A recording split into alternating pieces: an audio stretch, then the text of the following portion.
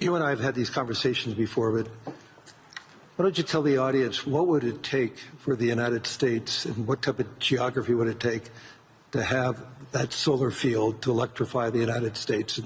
And then let me ask a question, why aren't we doing it?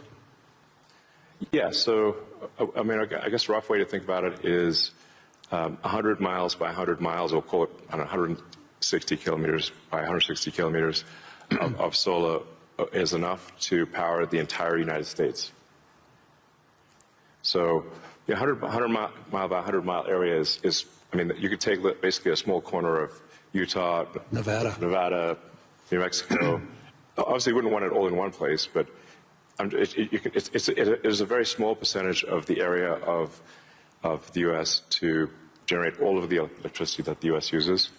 And the same is true, actually, I mean, for Europe. You could take a small, you could take relatively unpopulated areas of, say, Spain and Sicily and generate all of the electricity power that Europe needs.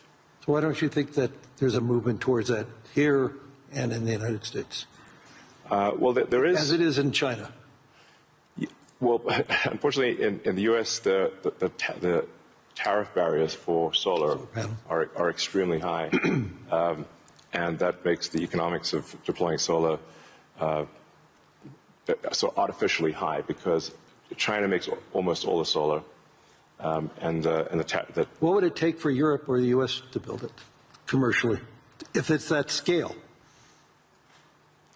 Yeah, I think. Well, I can tell you what we're going to do, at SpaceX and Tesla is we're building up large-scale solar. Right.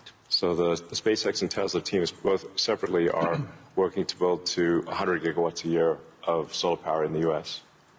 of manufactured solar power, and that'll probably take us, I don't know, about 3 years or something. But these are pretty big numbers. Mm-hmm.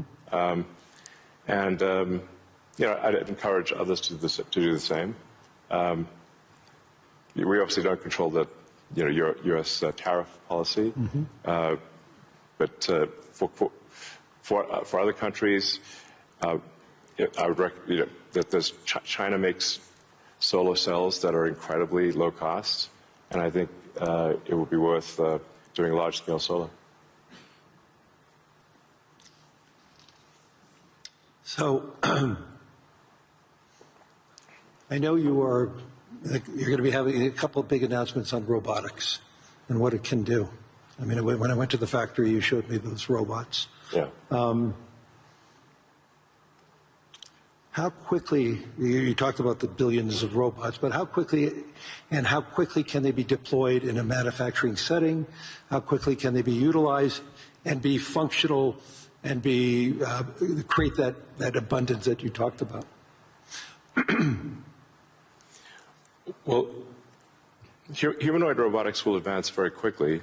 I think we do have some of the Tesla Optimus robots doing simple tasks in the factory. We expect probably later this year. By the end of this year, I think they'll be doing more complex tasks, but still deployed in an industrial environment. And probably sometime next year, I'd say that by the end of next year, I think would be selling humanoid robots to the public. That's when we are confident that it's very high reliability, very high safety, and the range of functionality is also very high. You can basically ask it to do anything you'd like. You're already seeing that in Tesla cars. The software changes that you're doing, and what is it? Yeah. Every quarter now, a software change that upgrades the ability of the robot within the car.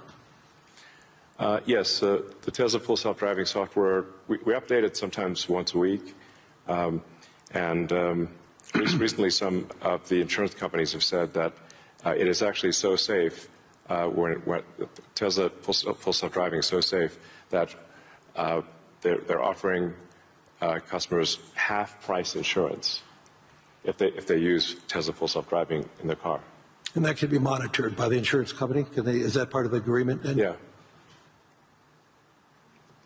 But I think self-driving cars is essentially a solved problem at this point.